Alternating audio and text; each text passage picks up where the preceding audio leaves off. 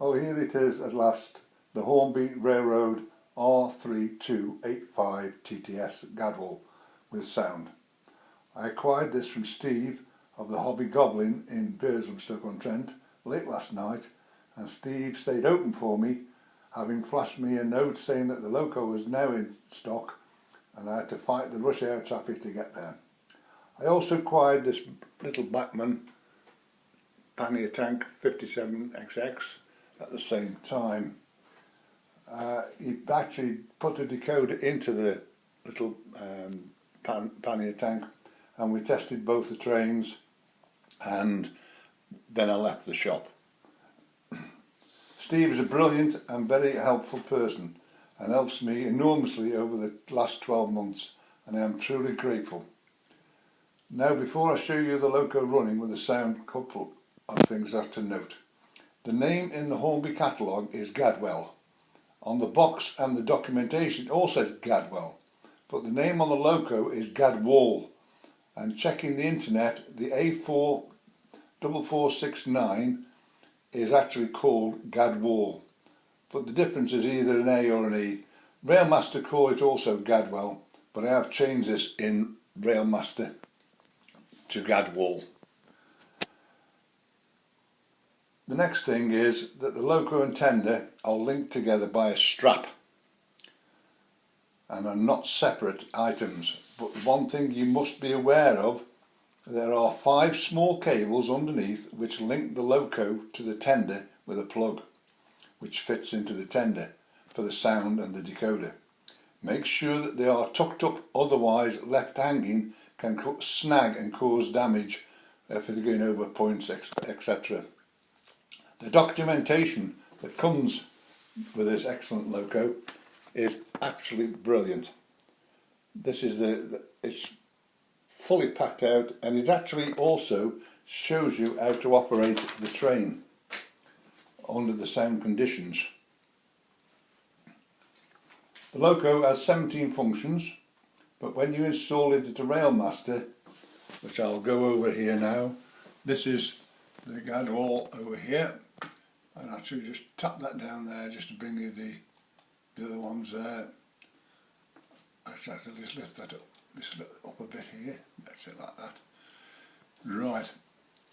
Now, one thing that I found out, that when you actually put the train into Railmaster, what happens is it automatically puts up all these sounds. Now, one person also asked me about these. He couldn't see these little function numbers sitting up here. These don't appear until you actually put a name into each one of the function buttons. Now, one thing that I've said is, there's 2 things that are actually not the same as what it has when you actually code it up. F6 is not short chime. F6 is actually wheel slip. And F5 is door slam and not wheel squeal. And it's easy to change these in Railmaster. You just go in and change them in the background there. One thing with Railmaster is that all the locos are configured to the correct speed of the locos. For example, the Bachmann locos are not in there yet, so you may have to use a Hornby equivalent to run the train. Now, this particular one here, which is the little Bachmann, it's governed by Railmaster to 45 miles an hour. And I will demonstrate this little particular one. I'll just take that one out, and we'll go down here to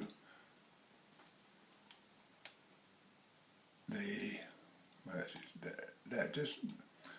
Now watch the train. Now I'll put this in full speed just to show you.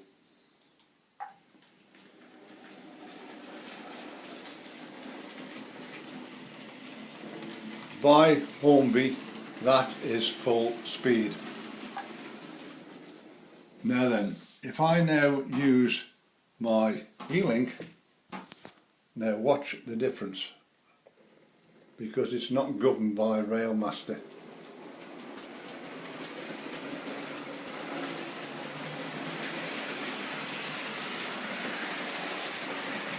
But all that is actually just to change the CVs in Railmaster, which I'll do at a later date.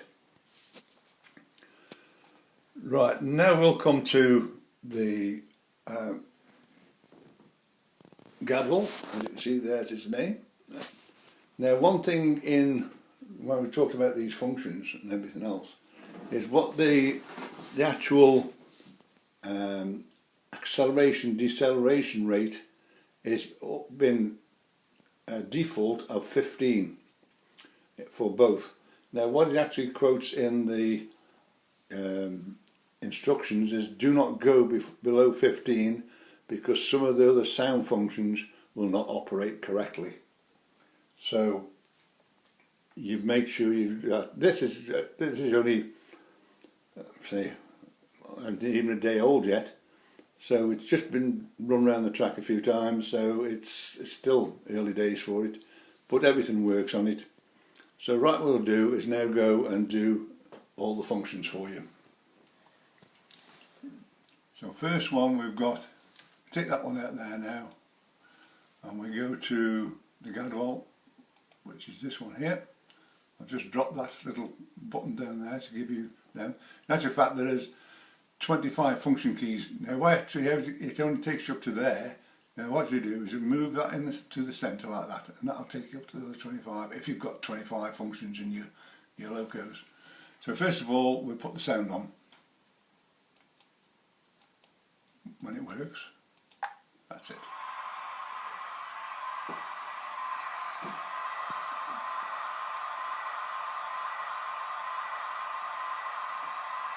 That's the sound. Now we do chime whistle.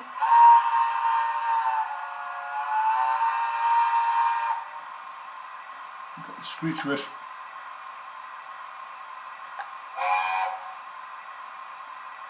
We've got a long chime. Door slam. We've got wheel slip. We've got coal shuffle.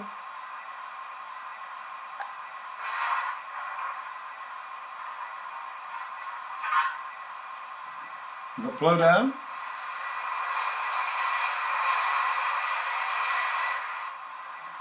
We've got safety valve.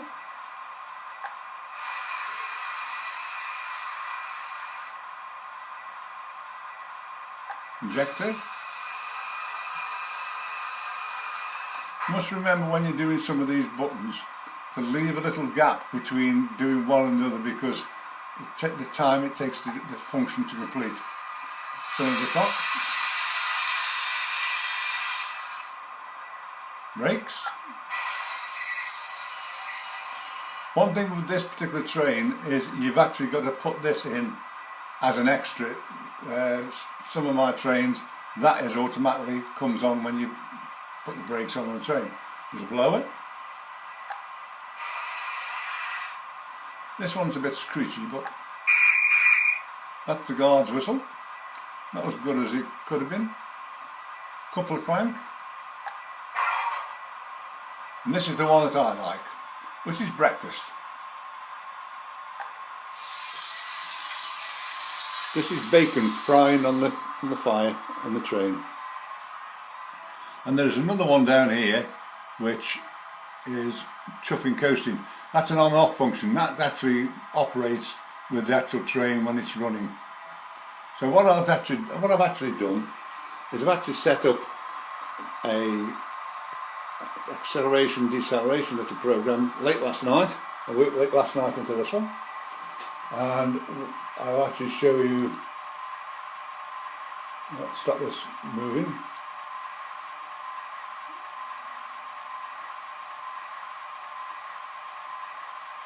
It's decided to play up.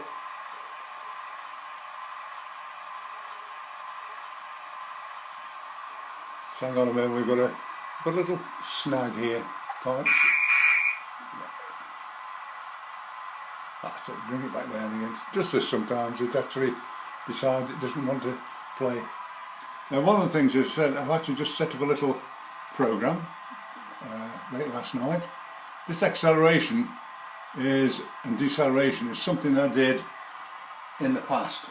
Now, one thing you've got to remember is if you run some of these trains which have got sound, if you do it without the sound, the difference in speeds and startup totally different from what the actual train actually does when it's got the sounds in. Those are a little quick one there of actually starting up, going to full speed, deceleration and the brakes. I've only did this late last night as a quick demo, so I'm still got some tweaking on this one to do. So what we'll actually do is we'll now get ready with the acceleration one. I'll give a little, there we go.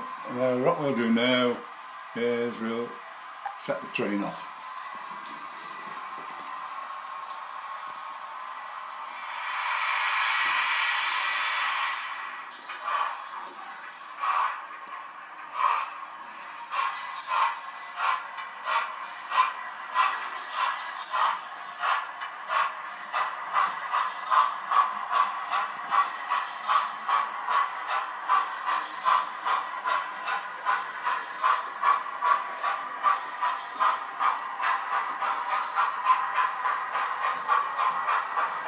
This is just using an acceleration deceleration program. I aren't touching it, it's doing all this all on its own. You can adjust these timings quite easily. This is the thing, it takes a little while to tweak them to what you want.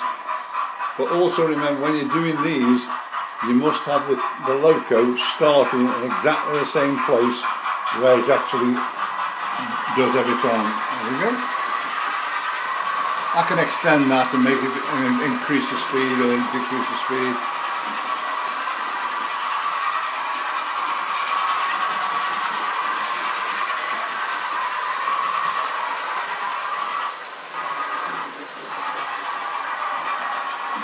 So now it's starting to slow down.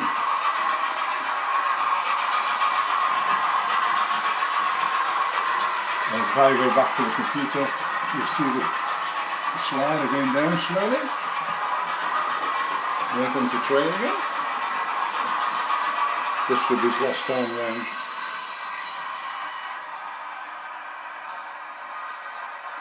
Well, and it stops. And that is just an acceleration deceleration program that I set up there. I'll just turn this off for a minute. Now, from the last time I was actually showing you this, I've done a little bit more on the extension. Remember, this little hut is now in place with its steps, and where the two boards joined is now an hedgerow. The walls are all in and done up there. The lights are all in. These patches here are basically left at the moment because motors have still got to go in there, and you always keep those little parts there clear, as otherwise your points will jam, you burn your motors out, and which I have had in the past because I was only new to the game. So I now learnt my lesson. You can see the engine shed now is lit, and those there. The tender there for the A1 peppercorn, that's there sitting alone because Steve has actually got my train. He's sending off to Hornby because one of the connection rods actually came off. The train went flying up into the air because it dropped forward. So, and it's still under guarantee, so I'm getting that on repaired. But everything else is working. So, please subscribe to the channel, and when I produce more videos you automatically get them by notification via an email, and it doesn't cost you anything, it's free. And to be free to call me anytime for a chat, or if I can help you with Railmaster, I'm always here day and night. My telephone number is 01782 302194. So from me and from Gadwall,